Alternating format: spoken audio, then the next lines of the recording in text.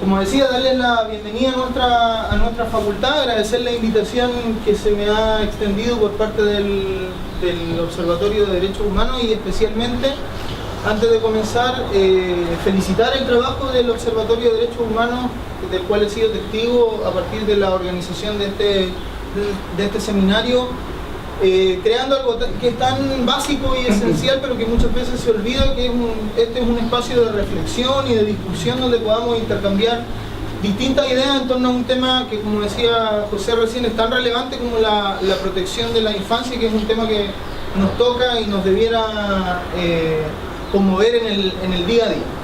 Lo que quiero compartir hoy día con ustedes es una ponencia que he preparado para este efecto y que guarda relación, como ustedes pueden ver, con uno de los derechos del niño, que es el derecho del niño a ser oído o a ser escuchado y su efectiva aplicación.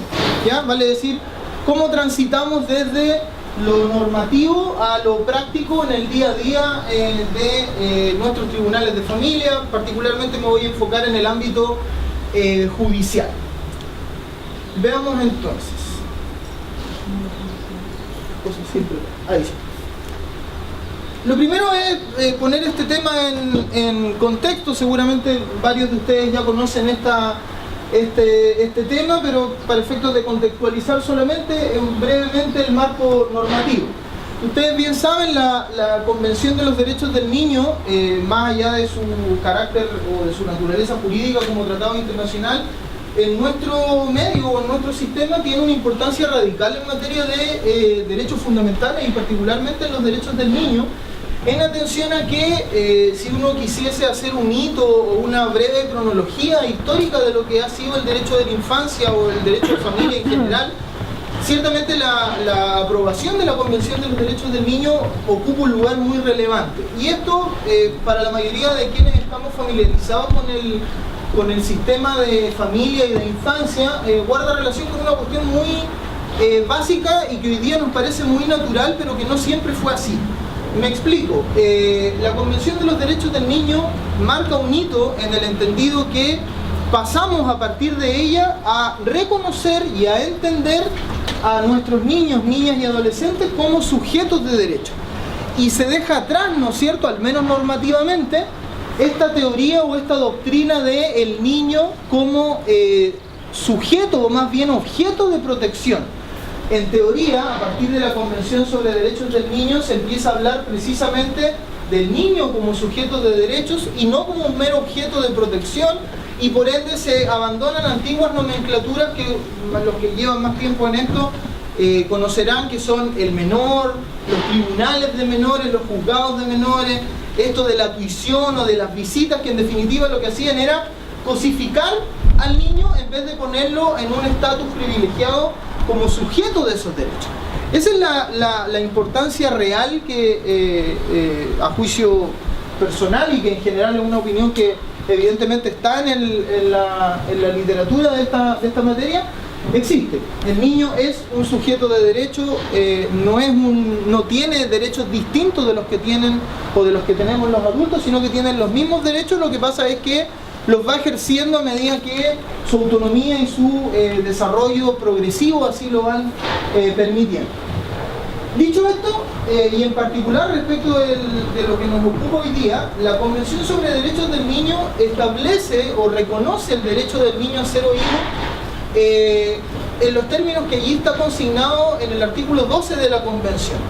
Leo textual: se dará en particular al niño la oportunidad de ser escuchado en todo procedimiento judicial o administrativo que afecte al niño, ya sea directamente o por medio de un representante o de un órgano apropiado, en consonancia con las normas de procedimiento nacional. Vale decir, el Estado de Chile, situándonos ya en el contexto que nos ocupa, asume al aprobar, ratificar la Convención sobre los Derechos del Niño, la obligación de escuchar al niño en cualquier procedimiento judicial o administrativo en el cual pueda tener algún grado de afectación ese niño o que se vaya a discutir algo que afecte al niño, y establece básicamente, si ustedes advierten bien en la Convención, 3 modalidades para escuchar al niño. al niño se le puede escuchar directamente por medio de un representante o a través de un órgano apropiado, dice la Convención. Y esto, si ustedes se fijan ahí, estas tres modalidades, la Convención lo que hace es de alguna manera hacer una remisión, cuestión muy propia evidentemente de un tratado internacional, a la ley del Estado respectivo, ¿no es cierto? Lo que señala es en consonancia con las normas de procedimiento de la ley nacional. En ese contexto, ¿qué sería lo esperable o qué lo deseable en esta materia? Que cualquier Estado que, como Chile, asume como norma vinculante la Convención sobre los Derechos del Niño, lo que hace es, a través de sus normas de procedimiento, concretar todas o algunas de las modalidades de escucha del niño, directamente, a través de un representante o a través de un órgano apropiado. Si ustedes se fijan, y a esto me voy a referir un poco más adelante, se trata de vincular el derecho del niño a ser oído con un tema procedimental o procesal, porque aparece expresamente esto, que este derecho tiene que ejercerse en consonancia con las normas de procedimiento.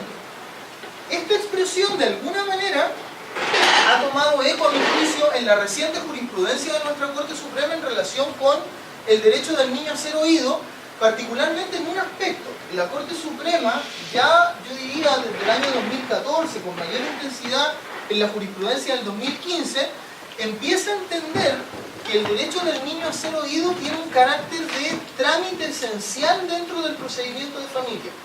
Y eso quizás guarda relación con este carácter procesal que tendría, lo vamos a dejar en condicional, el derecho del niño a ser oído. La relevancia de esta disposición es una cuestión muy general y muy breve.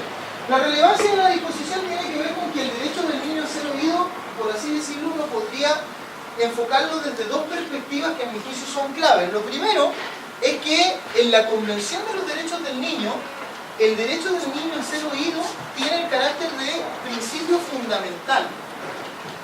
Y esto de alguna manera ha llevado a la doctrina a entender que así como el derecho a la no discriminación, el derecho a o el interés superior del niño, de alguna manera el derecho del niño a ser oído estarían en un mismo plano de igualdad. Son un principio fundamental dentro de la Convención y en ese contexto, al tener ese carácter de principio fundamental, no solamente es una norma de aplicación directa, sino que además es una norma que tiene una función, o debiera tener una función de carácter interpretativo. Vale decir, si nosotros entendemos, como lo hace la Convención, que el derecho del niño a ser oído es un principio de la Convención, en definitiva, lo que nosotros debiéramos entender es que todos los otros derechos que están en el catálogo de la Convención de los Derechos del Niño y otros que probablemente no aparecen allí consignados, deben interpretarse a la luz del derecho del niño a ser escuchado, atendido este carácter fundamental, este carácter de principio fundamental del niño. Sin perjuicio de eso, el derecho del niño a ser oído, al igual que todos los derechos que están consagrados en la Convención, es un derecho de aplicación directa. Vemos entonces cómo bajamos desde esto que aparece en la Convención a lo que tenemos nosotros en nuestro país. La verdad es que cuesta encontrar en la evolución del derecho de familia e infancia en nuestro país, porque ustedes saben, el derecho de familia en nuestra legislación se construye en la lógica primero del Código Civil. Y nosotros hoy día todavía podríamos afirmar que el derecho de familia, muchos lo señalan así, es parte del derecho civil en atención a que, por ejemplo, el derecho de familia o el derecho de infancia no tiene un estatuto regulatorio autónomo. Nosotros en las normas del derecho de familia, aquí hay varios operadores jurídicos del sistema de familia, uno los ve y llegan a los tribunales y no llegan con un código. Tienen que andar con el Código Civil, con la Ley 19 de 1968, andan por ahí con la Ley de Violencia Intrafamiliar y una serie de cuerpos normativos, ¿no es cierto?, dispersos, que afortunadamente a alguien se le ocurrió hacer este famoso Código de la Familia y se ha hecho millonario con el Código de la Familia porque todos lo hemos ido comprando. Entonces, en esa lógica dispersa, cuesta encontrar normas que consagren el derecho del niño a ser oído y yo diría un primer hito relevante viene dado con la creación de los juzgados de familia y esta ley procesal de familia, podríamos decir, que es la ley 19.968, que en una mixtura bien compleja lo que hace es señalar que en nuestro sistema de familia el derecho del niño a ser oído, al igual que el interés superior del niño, es un principio rector del procedimiento y es una consideración primordial. ¿Concreta con eso el legislador chileno lo que dijo la Convención? Probablemente no, porque la Convención de los Derechos del Niño lo que dice es el derecho del niño a ser oído, usted lo tiene que concretar a través de escuchar al niño directamente, a través de un órgano especializado o a través de un representante. Y la ley chilena lo que hace es, esto es un principio rector, que es una cuestión de alguna manera muy bonita porque está ahí en la ley, ¿no es cierto? Pero que si no estuviera, no habría ningún problema porque ya está en la Convención de los Derechos del Niño y eso ya es suficientemente aplicable. Lo que sí constituye un avance, a mi entender, es que paulatinamente y sobre todo a partir de la reforma del cuidado personal y del régimen de relación directa y regular, el Código Civil incorpora el derecho del niño a ser oído en aspectos más sustantivos. Y aquí quiero marcar un poquito la diferencia entre lo procedimental y lo sustantivo, porque en lo procedimental nos quedamos en este principio rector. En cambio, en lo sustantivo, el Código hoy día consagra, por ejemplo, en los procedimientos de cuidado personal, como un criterio que el juez debe ponderar al momento de resolver la opinión del niño. Hay que ponderar la opinión del niño. Ahora vamos a ver cómo escuchamos a ese niño, porque ese es otro problema también. Y se incorpora también, no expresamente, pero se entiende incorporado a partir de la reforma al artículo 229 del Código Civil como un criterio también en materia de régimen comunicacional o relación directa y regular. Y si ustedes empiezan a hacer memoria, se van a dar cuenta que, por ejemplo, en procedimientos proteccionales, medidas de protección de la ley 19.968, el principio del derecho del niño a ser oído o escuchar al niño en el procedimiento también cobra relevancia y pasa a ser utilizado, ¿no es cierto?, dentro de este tipo de procedimientos, pero ya con un carácter más sustantivo. Ahora, seguimos descendiendo. Partimos con la Convención, llegamos a aspectos más nacionales, ¿no es cierto?, legislación nacional, y llegamos a lo más duro, por eso lo ponemos ahí, de lo normativo a lo fáctico. Tenemos un derecho del niño a ser oído, que es un principio rector, que es un criterio que debe ponderar el juez o que debe utilizar en ciertas materias, y llegamos a lo que pasa en el día a día. ¿Cómo escuchamos a los niños en el procedimiento? ¿Qué significa escuchar a los niños en el procedimiento? Y básicamente, los estudios que existen en la materia, y aquí también se puede aportar desde el punto de vista del conocimiento empírico, Mario podrá también desarrollar un poco más este tema por la experiencia que tienen los tribunales de familia. En la realidad, lo que ocurre es que los niños en nuestro procedimiento son básicamente escuchados a través de 3 fórmulas. En términos generales, uno podría discutir si hay alguna más, pero todos los que hemos estado en una audiencia en un juzgado de familia hemos identificado 3 maneras de escuchar a los niños. La primera, las audiencias reservadas. Esta audiencia, ¿no es cierto?, que tiene el juez de familia en compañía muchas veces del consejo técnico, del consejero técnico, una audiencia privada donde lo que más se ha avanzado, ¿no es cierto?, en términos de infraestructura, con esto de la sala GESEL, ¿no es cierto?, y es una audiencia reservada porque ustedes bien saben, no hay acceso de las partes ni de los padres, sino que es una audiencia entre el niño, el juez y el consejo técnico. Ese es el contexto. La segunda manera de escuchar al niño, a la que no me voy a referir para no interferir con la ponencia del colega, es la figura del curador ad litem, como representante del niño. Esa es otra manera de escucharlo. Y la tercera fórmula, y quizás la más cuestionable, es la escucha del niño o que la opinión del niño se rescate a través de los informes periciales. ¿Ya? Esa es la tercera modalidad que se utiliza también en gran medida en los procedimientos de familia. ¿Qué ocurre o qué problemas existen en la audiencia reservada? Porque una cosa es que se escuche al niño, y aquí ya entramos en los problemas más reales. Una cosa es que se escuche al niño y otra cosa es cómo lo escuchamos. Y ahí tenemos un problema. Primer problema de la audiencia reservada. ¿Cuándo escuchamos al niño? ¿Cuándo el juez escucha al niño? ¿Al principio del procedimiento? ¿En la audiencia preparatoria? ¿En la audiencia de juicio? ¿Todas las anteriores? ¿Significa escucharlo, pedirle su opinión? ¿Cuál es el estándar? Nada dice la ley. La ley lo único que dice es hay que escuchar al niño. Y por otra parte, la jurisprudencia tampoco nos ha colaborado mucho porque empieza a aparecer esta doctrina del trámite del procedimiento, que empezaron a levantar esta lógica las Cortes de Apelaciones y también la Corte Suprema, entendiendo que si no se escucha al niño en el procedimiento tiene un vicio y por lo tanto hay que retrotraer el proceso para efectos de que se escuche al niño.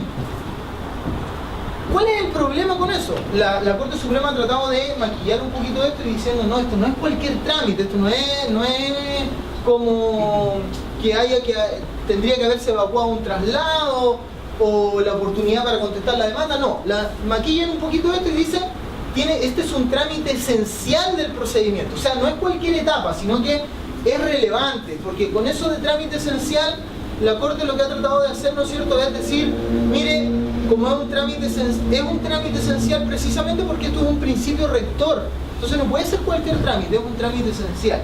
Ahora, ahí viene de nuevo el problema. Si nosotros afirmamos que es un trámite esencial del procedimiento, ¿qué contenido tiene eso? Por ejemplo, me hago la siguiente pregunta y se las planteo a ustedes también.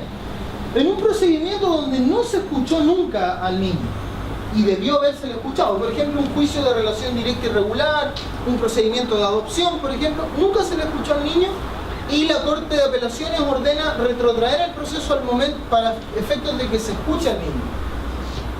Con la lógica esta del trámite del procedimiento, cuando los autos lleguen nuevamente al juzgado de familia, el juzgado de familia lo que debería hacer es citar audiencia reservada, escuchar al niño y punto. ¿Con eso realmente se satisface el derecho del niño a ser escuchado? Cuando nosotros decimos esto es un trámite del procedimiento, de alguna manera utilizamos un criterio reduccionista donde lo único que planteamos es esto hay que hacerlo, pero no nos cuestionamos cómo habría que hacerlo. ¿Qué contenido tiene ese trámite del procedimiento, si lo queremos entender así? Hay que darle cierta información al niño para efectos de que pueda expresar su opinión. Significa, por otro lado, que habría que hacerlo participar del procedimiento en las distintas etapas. Probablemente tiene que ver con aquello. Y al final de esto, una breve pregunta. ¿Qué es lo importante realmente? ¿El emisor, o sea, el niño, o el receptor? Y ahí radican muchos de los problemas de la audiencia reservada. Los juzgados de familia tienen un gran problema en términos de, y en general, los juzgados de familia son bastante reacios a escuchar al niño a través de la audiencia reservada, no porque no quieran, sino porque lo que ellos advierten con justa razón es que de alguna manera aquí no se trata de escuchar al niño, sino que se trata de escuchar al niño y saber rescatar su opinión, porque eso es lo relevante quizás. Entonces, ¿nos interesa escuchar al niño o nos interesa escucharlo adecuadamente? Entonces aquí existe este problema donde los jueces de familia, esa es la lógica, ¿no es cierto?, de hacerlo acompañar con el consejo técnico, darle herramientas al juez de familia que le permitan rescatar esa opinión y ponderarla, porque a nosotros no nos interesa, creo yo, escuchar al niño y consignar su opinión, sino que lo que nos interesa es escuchar al niño y a partir de ciertos elementos o herramientas que podamos poseer, ponderar esa opinión y hacerlo partícipe realmente de este procedimiento. ¿Qué más tenemos después? Los curadores ad litem. Y aquí, insisto, no voy a entrar a profundizar en esto para no duplicar un poco lo que va a hacer Mario. ¿Cuál es la función del curador ad litem? ¿Qué hace el curador ad litem? ¿Representa al niño? ¿Cómo lo hace? ¿Qué estándares tiene de cumplimiento? ¿Cuándo entendemos que un curador ad litem es bueno? ¿Tiene que entrevistarse con el niño? ¿No tiene que hacerlo?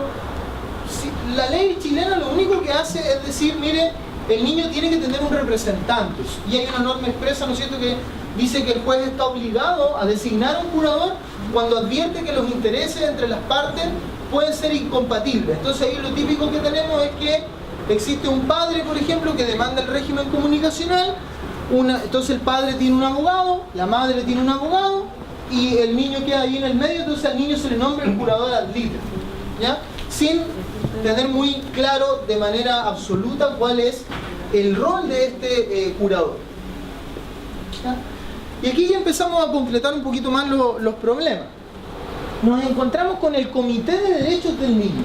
¿Qué es el Comité de Derechos del Niño? Esto es una cuestión que es muy común dentro de cualquier tratado internacional, sobre todo de aquellos que reconocen derechos fundamentales, como lo es la Convención sobre los Derechos del Niño. El Comité de los Derechos del Niño es un organismo creado por el propio tratado para supervigilar y observar el efectivo cumplimiento de las disposiciones del tratado, ¿ya?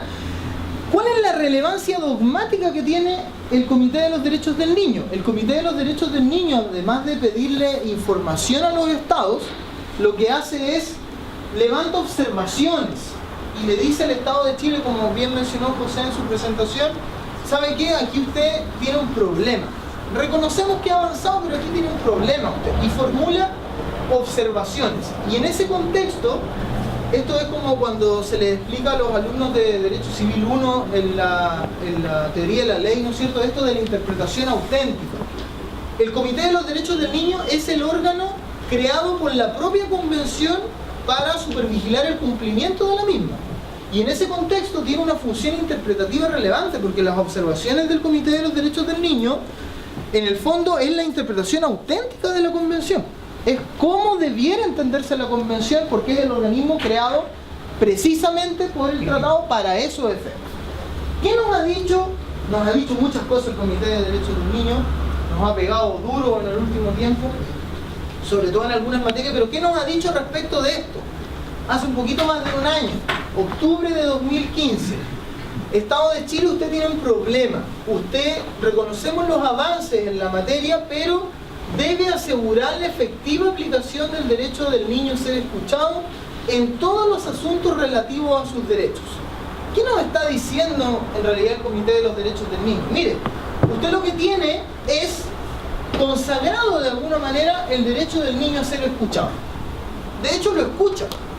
Yo sé que usted lo escucha en los procedimientos de protección, en la susceptibilidad de adopción, etcétera, etcétera, pero yo quiero algo más, dice el Comité de Derechos del Niño. Yo quiero que usted me asegure la efectiva aplicación de ese derecho. No quiero solamente que lo escuche. Entonces, la observación del comité apunta más bien no a una cuestión de forma, que es donde nosotros nos hemos ido quedando, sin perjuicio que hemos ido evolucionando, sino que más bien a una cuestión más bien sustantiva, a una cuestión de fondo. Ya no basta con escuchar al niño, sino que hay que asegurar la efectiva aplicación de ese derecho. ¿Cómo vamos a seguir avanzando? Y este es el desafío, por eso que es relevante que se instale este espacio de reflexión, porque finalmente este paso lo hacen los operadores jurídicos de hoy día, los futuros colegas que hoy día están acá siguiendo con entusiasmo este seminario. Nosotros tenemos un diagnóstico hoy día, que es lo que dice, ¿no es cierto?, el Comité de Derechos del Niño. Tenemos un diagnóstico que dice, mire, usted tiene cosas muy bonitas en su legislación, pero a mí me interesa algo más que lo estético, sino que asegure el derecho del niño a ser escuchado, pero en su aplicación efectiva. A mí me interesa lo real. Entonces, ahí es donde vienen los desafíos. Y planteamos ahí algunas soluciones para que esto no sea pura crítica, ¿no es cierto? Lo primero es que acá se requiere indefectiblemente, y en eso tenemos mucho que aportar, una construcción dogmática del contenido del derecho del niño a ser escuchado.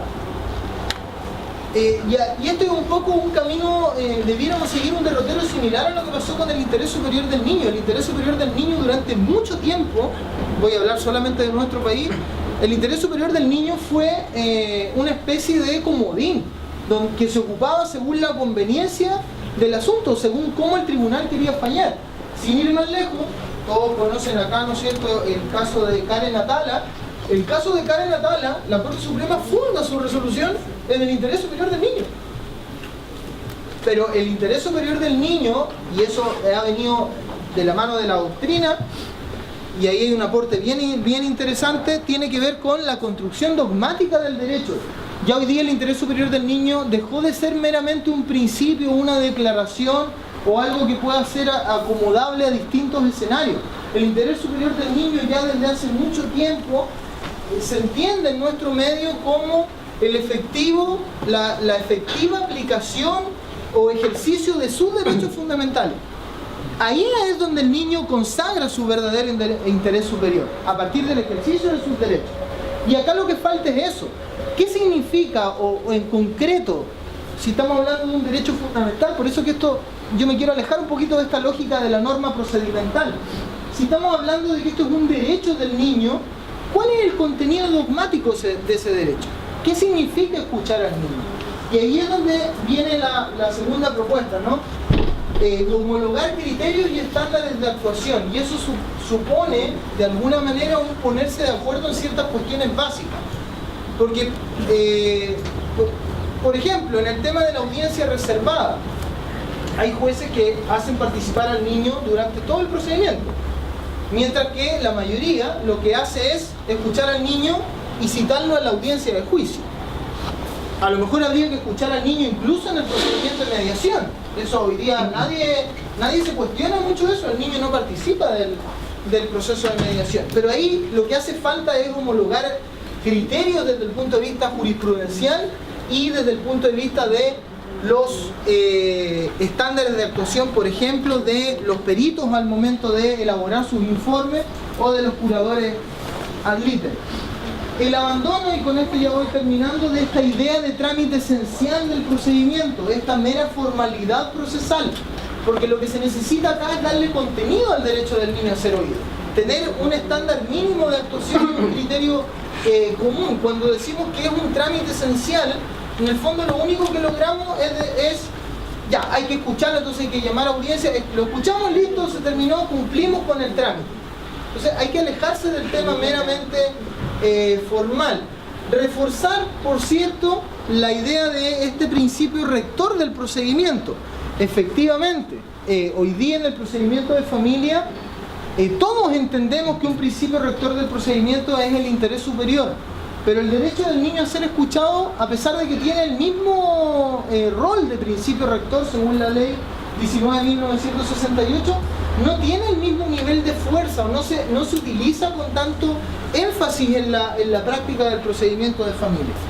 Y lo que planteaba recién, ¿no es cierto?, este contenido esencial del derecho del niño a ser oído, de manera que todos los intervinientes del procedimiento de familia podamos efectivamente aplicar la convención. Hoy día, al no haber estándares claros, al no haber criterios homogéneos, lo que tenemos es que el derecho del niño a ser oído pasa finalmente por un voluntarismo de o un tribunal, o un curador ad litem, o un representante del niño en juicio, pero no tiene que ver con un respaldo normativo o con una cuestión dogmática detrás que garantice efectivamente el ejercicio de ese derecho. Bien, muchas gracias por su atención.